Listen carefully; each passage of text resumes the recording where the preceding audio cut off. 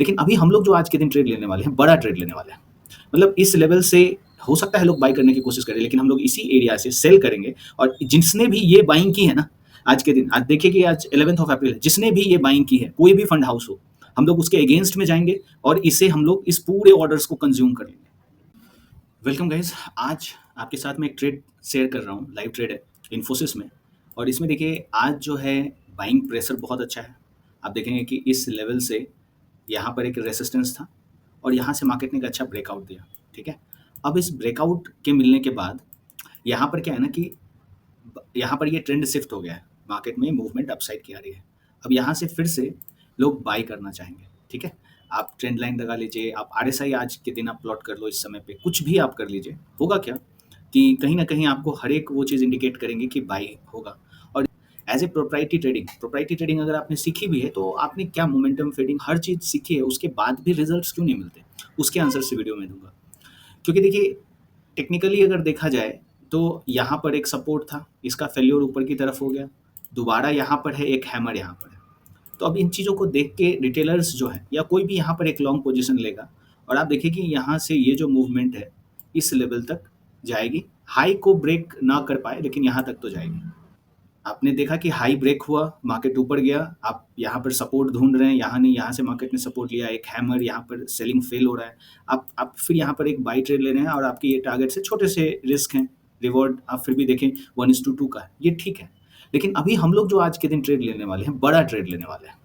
मतलब इस लेवल से हो सकता है लोग बाय करने की कोशिश करें, लेकिन हम लोग इसी एरिया से सेल करेंगे और जिसने भी ये बाइंग की है ना, आज के दिन, आज देखिए कि आज 11th ऑफ अप्रैल है, जिसने भी ये बाइंग की है, कोई भी फंड हाउस हो, हम लोग उसके अगेंस्ट में जाएँगे और इसे हम लोग इस पूरे ऑर्डर्स को कंज़्यूम कर लेंगे, ठीक है? तो इसमें 2 लेवल पर पोज़ीशन बनेगी, एक इसी लेवल पर बनेगी और एक ऊपर की तरफ अगर मार्केट आता है, तो 2 टाइप में इसमें किया जा सकता है। लेकिन अब अगर आप बहुत कम लॉट से करते हैं, 1-2 लॉट से करते हैं या एक ही लॉट से करते हैं इसके फ्यूचर्स में, तो आप फिर आपको और भी थोड़ा प्रिसिज़न लेना होता है। आप उस एक ही जगह पे आपको ट्रेड करना होता है, ठीक है? मतलब एंट्रीज़ आपकी और प्रिसिज़न होनी चाहिए।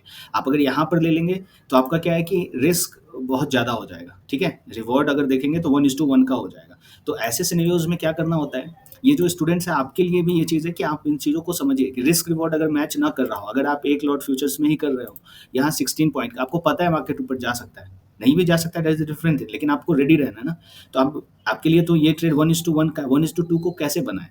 बनाना नहीं होता है, आपको वेट करना होता है पेशेंटली। अगर आपको मिलता है, मतलब अगर 1430 के एरिया में अगर फिर से हमें यहाँ पर कोई एग्ज़ॉशन दिखता है बाहर का, तो हम लोग यहाँ से एक पोज़ीशन लेंगे और आज हमारा टारगेट है, जिसने भी ये बहुत बड़ी कैंडल है, इसको कंज़्यूम कर लेना, ठीक है? तो देखिए जब आप इस तरह की रणनीति अपनाते हैं, इस तरह की सोच होती है, तो आप बड़ा पैसा कमाते हैं और वो 1% या 5% वाले लोग हैं ना, आप उसमें आ जाते हैं, ठीक है? ये चीज़ें दुनिया को दिख रही हैं कि मार्केट अप है, रैली है, हर कुछ है।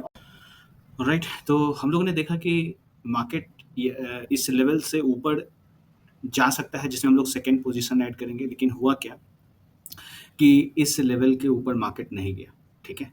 तो ये जो ग्रीन कैंडल आप देख रहे हैं, इस ग्रीन कैंडल के बाद ये दूसरी ग्रीन कैंडल जो ब्रेकआउट दिखा रही थी, लेकिन इसमें चूँकि विक्स है और इसका जब ब्रेकडाउन हो रहा था, तो इस लेवल पर मेरी एंट्री हो गई, ठीक है? अब जो इसमें स्टॉप लॉसेस होंगे, वो ऐसा नहीं है कि इसे हम लोग यहाँ नीचे यहाँ ले आएँगे। इस एरिया को अगर क्लियर कर लेता है, इस एरिया को, तो हम लोग ज़रूर इसे कम कर देंगे। लेकिन अभी अगर देखें, तो हम लोगों का जो टारगेट था वो यही है कि जिसने भी ये बाइंग की है इमोशनल, ठीक है ना? उसे हम लोग बीट करेंगे, ठीक है? तो एंट्री यहाँ पर है।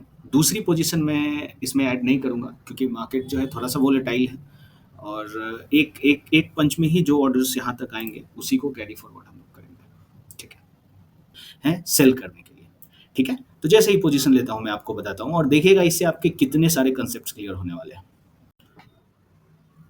1238 हुआ है और अब यहाँ पर आप जो मूवमेंट देखेंगे, ऑलमोस्ट जिस लेवल से हम लोगों ने एंट्री ली है, ऑलमोस्ट 1% के आसपास 0.85 है मूवमेंट के। हम लोग का जो टारगेट्स है वो यही लेवल है। अब जो स्टॉप लॉसेस हैं वो यहाँ से हम लोग इस लेवल तक कर सकते हैं, ठीक है? तो अब क्या होगा कि बहुत ही कम रिस्क के साथ इस ट्रेड में हम लोग बने रहेंगे, ठीक है? वेट करते हैं और ये मूवमेंट हमें मिल जानी चाहिए। अभी 1 o'clock होने वाला है और हमारे जो एक्सपेक्टेड टारगेट्स हैं वो अचीव होने वाले हैं। अब आप देखिए कि इस लेवल को मैंने आपको वीडियो के शुरू में ही बताया था कि किस तरीके से ये जो मूवमेंट है और ये जो मूवमेंट है, ये सारी इमोशनल बाइंग है। अगर कोई फंड हाउस भी इसे बाई कर रहा है ना, इसे कोई अगर फंड हाउस भी बाई कर रहा है, तो भी ये बाइंग गलत है। आप ठीक है, आप डायरेक्शन का आपको पता होना चाहिए कि आप किसका जो मेजर प्लेयर है वो किस तरफ है।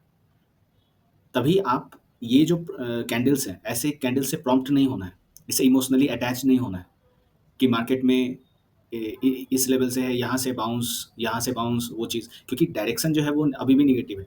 आप देखेंगे यहाँ पर नो डाउट ये जो मोमेंटम मिला है, यहाँ इस ब्रेकआउट के बाद सब बाई करना चाहेंगे, लेकिन मार्केट डाउन साइड की तरफ है। ठीक है, तो हम लोगों ने एग्जिट कर लिया इस लेवल पर। और इंट्राडे ट्रेड है, इसलिए क्या है ना कि आपको हर वो चीज़ देखनी होती है कि कहाँ पर क्या चीज़ें हो रही है, स्टॉप लॉसेस कहाँ है। तो अभी इस चैनल पर एक चीज़ मैंने डाली है, लिक्विडिटी। ये जो इंजीनियर्ड स्ट्रक्चर्स होते हैं, आप देख रहे हैं इनके पीछे ये जो विक्स देख रहे हैं, ये चीज़ें बता रही है कि अपर प्राइसेस आर बीइंग रिजेक्टेड। ठीक है, तो छोटी छोटी चीज़ों पर जब आप ध्यान देंगे ना, ऐसी चीज़ों पे, तो आप कंफर्म हो सकते हैं कि कहाँ से बायर्स जो है सो स्ट्रेंथ लूज कर रहे हैं। तो इस एनालिसिस सॉरी इस लाइव ट्रेड में मैंने दो चीज़ें आपको बताई हैं कि मोमेंटम फेडिंग कब और स्ट्रेंथ, मोमेंटम स्ट्रेंथ के बेसिस पे किस तरह से ट्रेड्स एग्जीक्यूट किए जाते हैं, उसके पीछे रीजंस भी बताएं। ठीक है, इन चीज़ों को आप सीखना चाहते हैं तो आप मुझे ईमेल कर सकते हैं, फॉर्म है डिस्क्रिप्शन में, आप उसे फिलअप कर सकते हैं। Thanks for watching.